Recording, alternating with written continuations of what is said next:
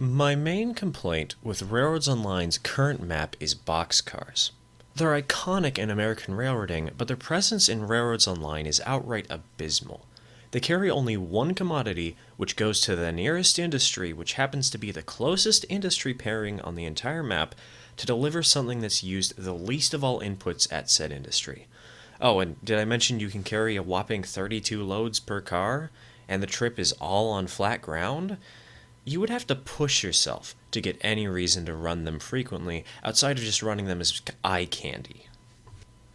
It would be nice to see an official response to make boxcars more prominent, such as letting them carry lumber, but all things considered, it's not a critical core design failure that makes the game unplayable. It's just upsetting. I wouldn't be surprised if it takes some time before we see something change to give them more prominence. So, when I first sought out to make my own map by rearranging the industries, priority number one was simple. Give boxcars a longer run between destinations. In fact, while I'm at it, why not make runs longer in general to better balance out the dynamic between switching and running on the main? After all, it's fun to do both, but too much of one can get a little tiring, and shunting currently takes a disproportionately longer amount of time to do when compared to just running trains. Lengthening the runtime wouldn't hurt, right? Let's start by diving in and showcasing the map without any major spoilers. But first, how do you download it? In the description of this video, you'll find two download links. One for Ko-Fi and one for Google Drive.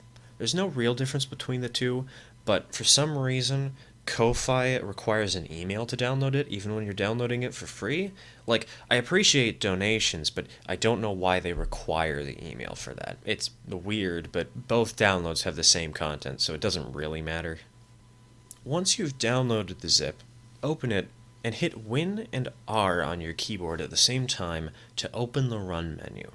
Type in this weird string on screen right now to find the game's save file folder. Drag and drop lunaridge.sav into this folder and rename it to slotx.sav, replacing the x with any number from 1 to 10, whatever you prefer. Just make sure you don't accidentally overwrite another one of your save files that you really want to keep.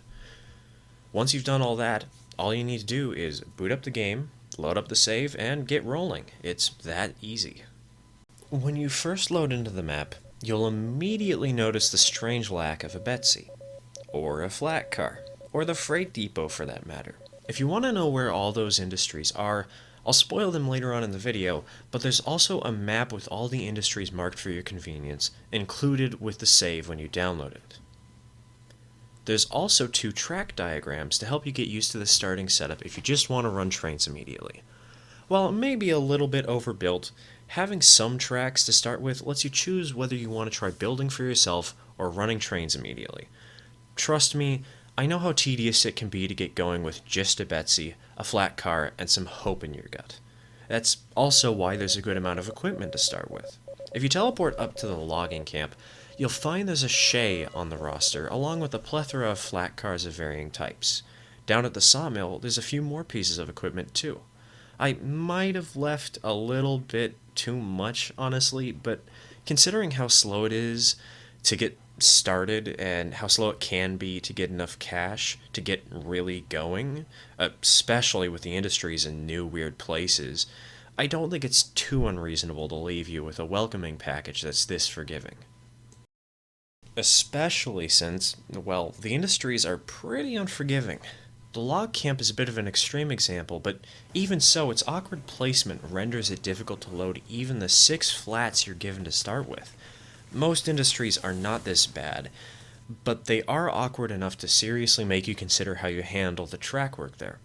This is not a map for the faint of heart who like to build reversing loops out of the loading docks. Once you've got your train loaded, just kick back on the descent downhill and enjoy the views while you get accustomed to the new experience.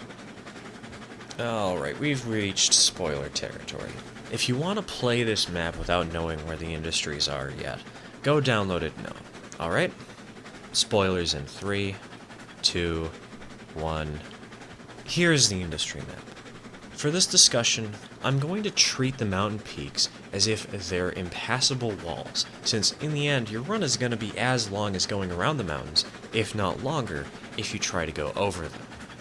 Off the bat, you can see that some industries are a bit closer together, making runs between them pretty short. For example, rails from the smelter don't go far to reach the coal mine, and lumber has to travel less distance than boxcars do on the original map to reach the oil refinery.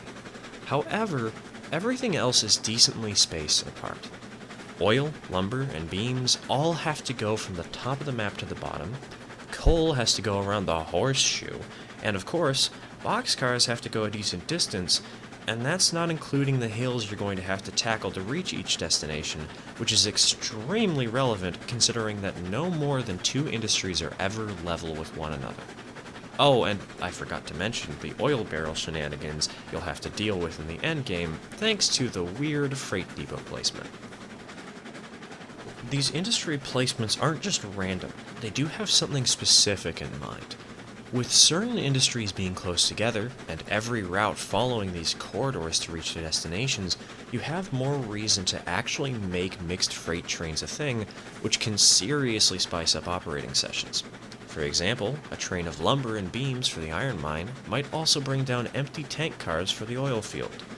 Coal headed to the ironworks might pick up some oil for the refinery.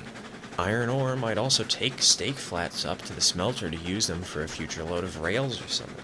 Of course, it's still easier to play with dedicated sets of cars, but you now have more opportunities and reasons to consider running mixed freight. While there's definitely paths I intended for players to use, most routes have many solutions you can take. Just look at how I handled the ironworks on my own save, for example. Would you have considered that? Well, okay, maybe you would have, since there's some sort of dev path or dev cut on the eastern half of the river, but still. Why not try your hand with the approach to the smelter? What on earth will you do with the plateau the freight depot is on? There's no real clean areas you can use as a crutch for good-looking tracks and smooth grades on the main line, no matter what industry you're headed for. That's both the ugly reality and a beautiful challenge you're going to have to face with this map. Because of these 2 prominent challenges, I'd like to reiterate, this isn't for the faint of heart.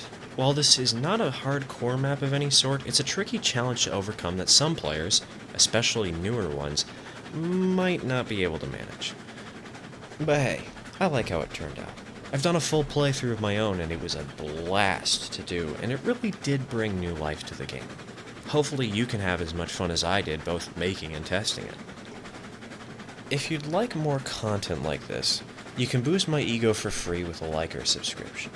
If you want to directly support this kind of content, or maybe get track diagrams like the ones for this project, but for your own railroad, I've recently opened a Ko-Fi, as somewhat mentioned earlier in the video, where you can either donate or commission me for maps of your own.